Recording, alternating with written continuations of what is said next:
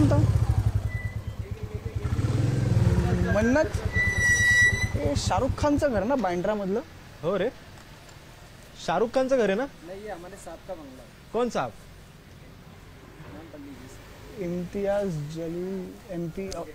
खासदार साहेब इकडेच भेटले आपल्याला, भेटायचं का? चलो.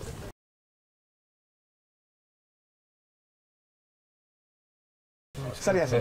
बाहेर गेले. नमस्कार. नमस्कार नमस्कार. मन्नत बघून थांबलो आम्ही. मन्नत आहे ना, नाव पण सेम आणि शाहरुख साहेबांच्या आम्हाला असं वाटलं बंगल्याचं font पण सेम आहे. तुम्ही शाहरुखला विचारा की माझ्या घराचं नाव त्यांनी का ठेवलेलं आहे मन्नत. नाही तरी आम्हाला खरी स्टोरी ऐकायची आहे. हे खरी स्टोरी काय आहे? पण इथे नाही, म्हणजे बाईकवर बसू.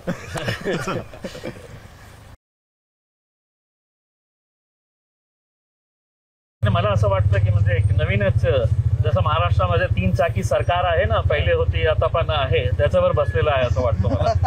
तुम्ही मगाशी म्हणालात मन्नतची एक स्टोरी पण आहे, काय नेमकं कसं सुचलं? मन्नतची स्टोरी काय आहे की माझे जे विरोधी आहे ना, त्यांना फक्त थोडासा चीड निर्माण करण्यासाठी की शाहरुख खान देशामध्ये प्रसिद्ध असेल, पण माझ्या औरंगाबादचा शाहरुख खान मीच आहे म्हणून नाही. आणि इतकं ते रागवते ना जेव्हा मी हे बोलतो ना, तर मला आनंद होतो जेव्हा जे लोक माझे विरोधी आहे, कट्टर विरोधी आहे, अरे बोलते हो खुद को अपने आप को शाहरुख खान समजता हूँ मैं शाहरुख खान. पण घर जे आहे ते मी माझा मन्नत हेच नावाने ठेवलं होतं.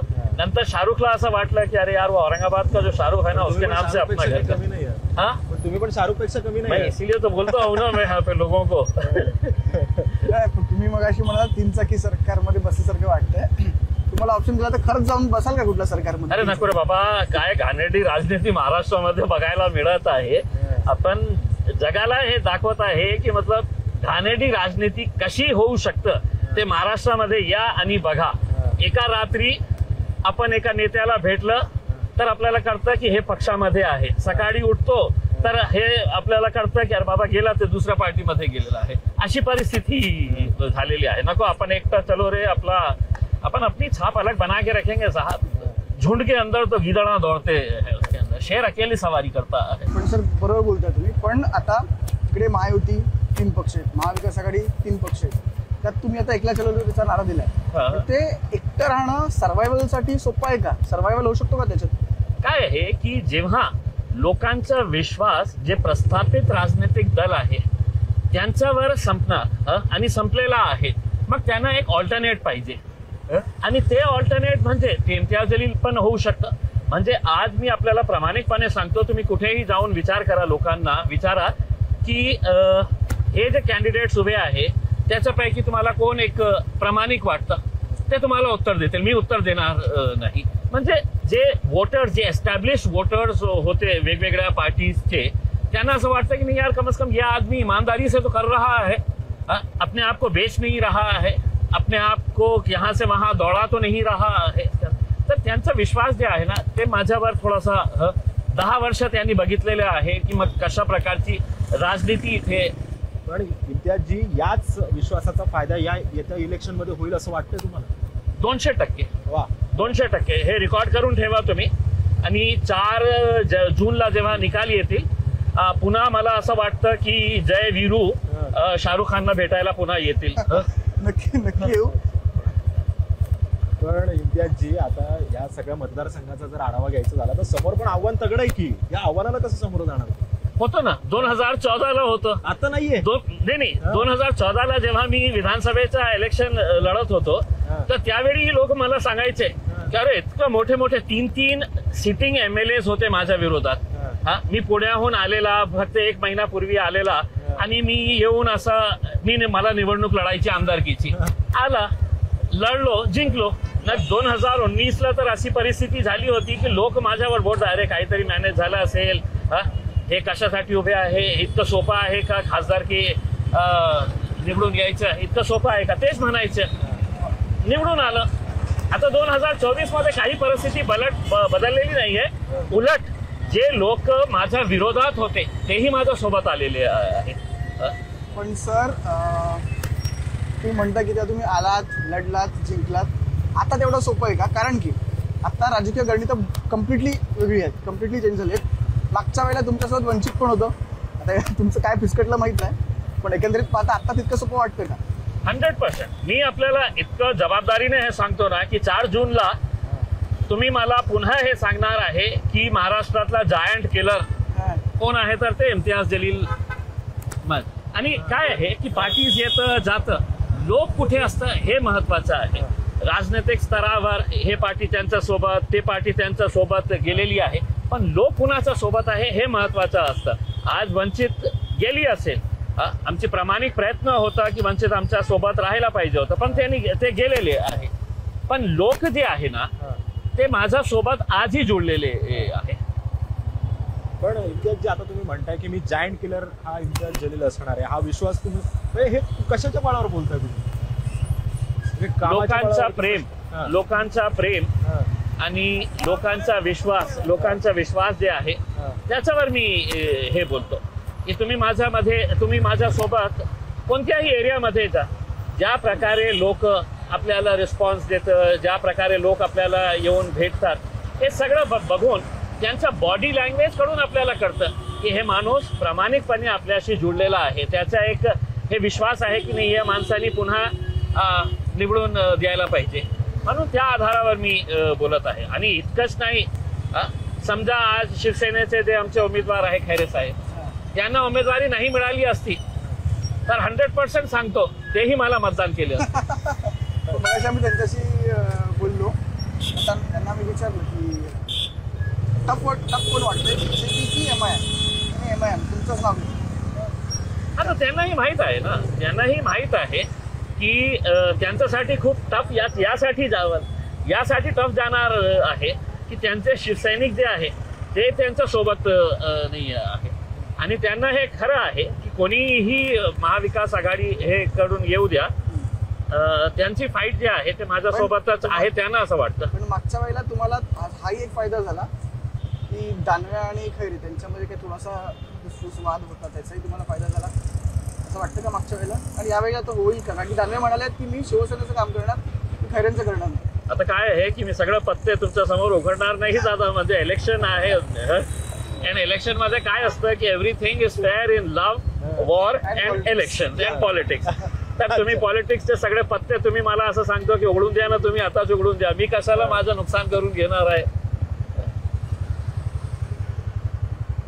प्रेमात, युद्धात आणि राजकारणात सगळं काही माफ असतं असं तुम्ही म्हणाला. मग हेच 3 शब्द धरून आता 3 चाकी सरकार आलं की सरकारमध्ये त्यांना पण तुम्ही माफ केलं पाहिजे. पण तुम्हाला मी खरं सांगू का, तुम्ही हे जेव्हा पहिलेही 3 लोक बसलेले होते, उद्धव साहेब आणि काँग्रेसवाले आणि राष्ट्रवादीवाले, हे सगळे बसले होते, कुणाचाही एकमेकावर विश्वास नहीं होता.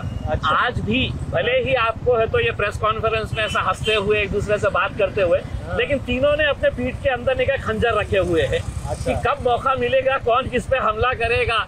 तो आपको दिखाने के लिए अभी फिलहाल तो इनकी परिस्थिति ऐसी है कि हाथी के दिखाने के दांत अलग है, और तीनों के पीठ में आप देखिएगा तो खंजर छुपा के रखे हैं कि कब मौका मिल जाएगा, कौन किसको भोग देगा. म्हणजे आता जे पक्षांतर करून गेलेले आहेत, म्हणजे जे फोडाफोडी झाली त्या इतर राष्ट्रवादी असेल किंवा शिवसेना असेल, हे जे पक्षातनं बाहेर गेलेले हे नाराजी आहेत लोकांमध्ये, म्हणजे त्या नेत्यांमध्ये पण नाराजी अजून जागा वाटप. 100% मी सांगतो. म्हणजे ते तुम्ही हे उद्धव साहेबांचे जे 3 जोडी आहे, शरद पवार साहेब आणि काँग्रेसचे हे 3 जेव्हा बसलेले आहे ना, ते बसतं, पण विश्वास एकामेकावर नहीं आहे की कल रात में है तो रहेगा, सुबह तक पलटी मार के कहीं निकल ना जाए करके. आणि तीच परिस्थिती एकनाथ शिंदे साहेब, हे आपले अजित पवार साहेब आणि देवेंद्र फडणवीस त्यांच्यामध्ये पण आहे. तुम्ही एकदा त्यांना जाऊन हे नको विचारा की तुम्ही कोणाच्या सोबत काय कसं काय चाललेलं आहे. तुम आइडिया से उनके पीठ में देखो, पीठ में कुछ ना कुछ तो छुपा है. इम्तियाजी, मगाशी तुम्ही आता पाण्याचा मुद्दा काढलाच, पण आपल्याकडे मराठीत म्हण आहे, धरण उसाला पण कोरड घशाला. जायकवाडी सारखं मोठं धरण आता छत्रपती संभाजीनगरच्या जवळ आहे आणि संभाजीनगरकरांना इकडे पाण्याच्या समस्येला खूप सामोरं जावं लागतं. तर मग ही पाण्याची समस्या सुटणार कधी? नाही, मी काय सांगतो की हे पाण्याचा जे प्रश्न आहे ना, हे सेल्फ क्रिएटेड प्रॉब्लेम आहे. आणि कोणाच्या हितासाठी, तर इकडचे जे स्थानिक नेते आहे, इन्क्लुडिंग शिवसेनेचे जे चंद्रकांत खैरे साहेब आहे, त्यांचा इंटरेस्ट होता. इंटरेस्ट काय होतं की एक समांतर नावाची एक प्रायव्हेट कंपनी कुणाची होती तर भारतीय जनता पार्टीचे राज्यसभाचे member of parliament Subhashchandra Goyal जे झी न्यूजचे मालिक पण आहेत त्यांची कंपनी होती.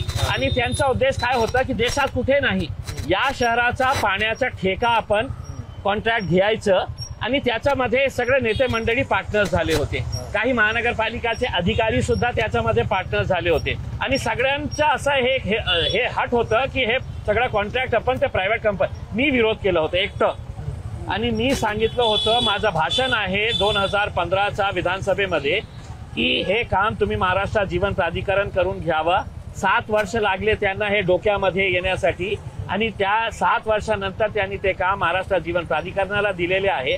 पण एक प्रश्न मी आपल्याला विचारतो की नरेंद्र मोदी साहेबांना सगळ्या खासदारांना बसवण्यासाठी 8,000 कोटी रुपयेची नवीन पार्लमेंट बिल्डिंग 2 वर्षामध्ये ते बांधू शकतं. तर भारतीय जनता पार्टीच्या ह्या नेते मंडळांना तुम्हाला प्रश्न विचारायचा आहे की फक्त काही 100 कोटी रुपयाची स्कीम 50 किलोमीटरची लाईन जायकवाडी पासून औरंगाबाद पर्यंत नेण्यासाठी तुम्हाला का 10 वर्ष लागतं. म्हणजे तुमची इच्छाशक्तीच नाही आहे इकडच्या लोकांना पाणी देण्यासाठी.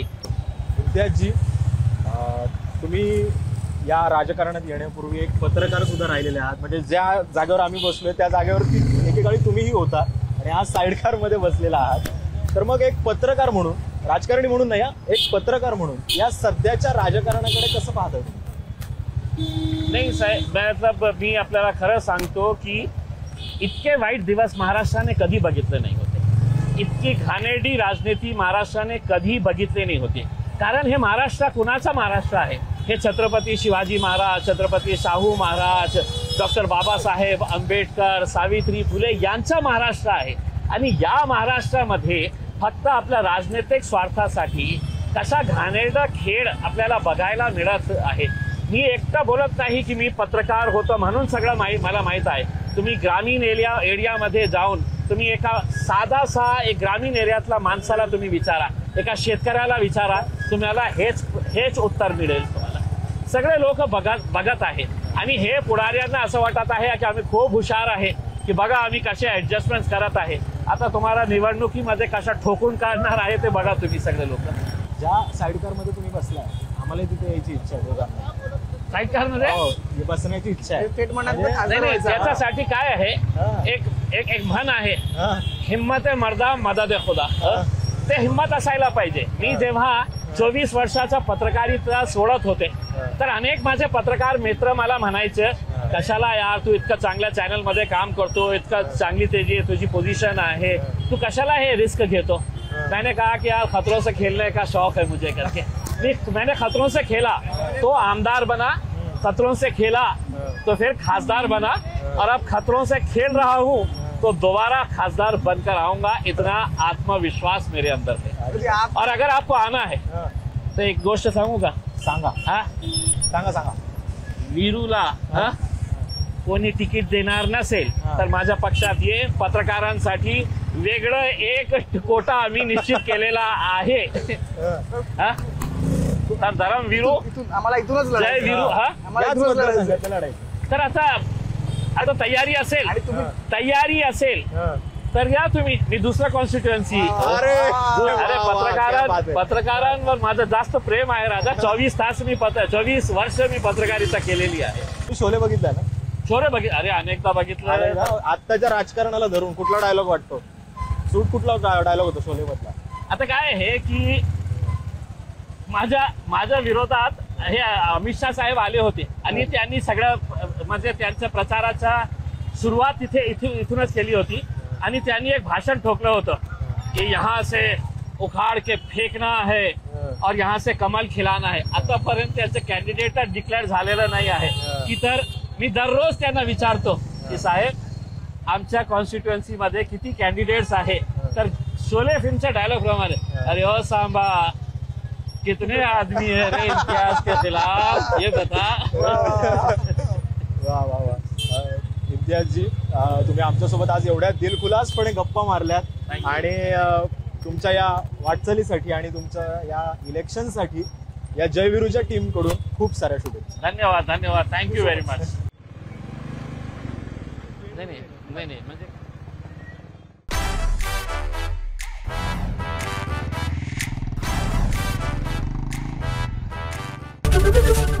एबीपी माझा, उघडा डोळे बघा नीट.